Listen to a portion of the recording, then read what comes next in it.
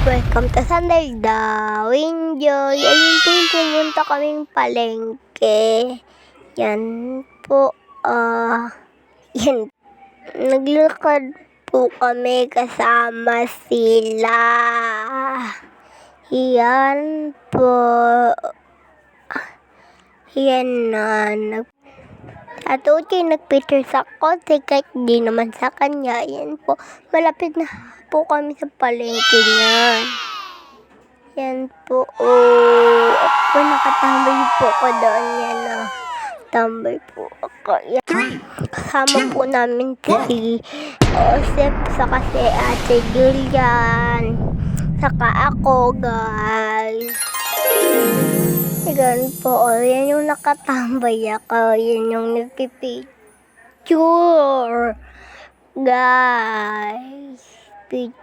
Yan po kami lahat. Lakad-lakad lang ginagawa namin. Pag nasa palengke na kami, bibili na kami ng mga gamit. Joke lang po. Pagkain lang po, binili namin. Nilibre kami ni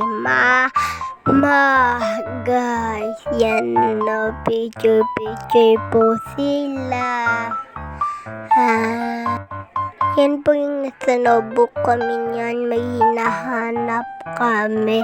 Si Ate Opie lang may flowers na wala naman. Yan po. Bibili po siya, pero hindi naman po bibili. Sinawaling naman.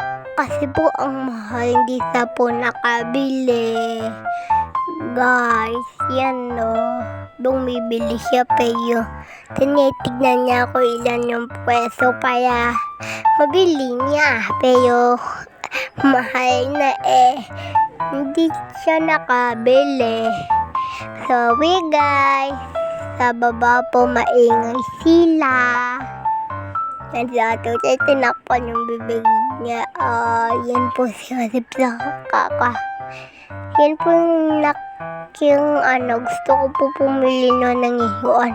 Kaso lang po, ayan lang binili namin. Ayan na lang, pangit naman yan. Yan na. Nagtingin kami ng malenta. Kala po mag-a-abroad. Kaso lang po, Tarlac lang. Yan si Joseph po. Guys, yan no. Picture lang po. Yan po yung nagpapahangin po kami.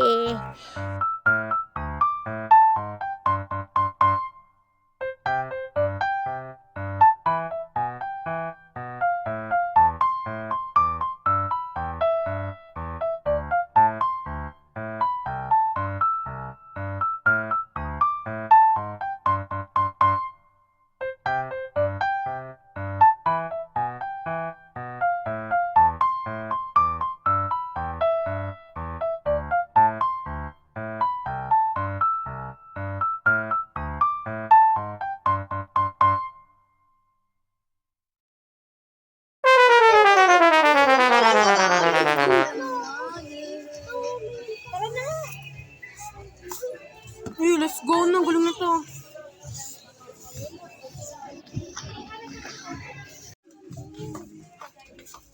Bibili ako nito kasi guys, punta kami na ibang bansa. Pati ito guys, Ito guys, ito guys, Uy, wag. Ang asim ng teso niya.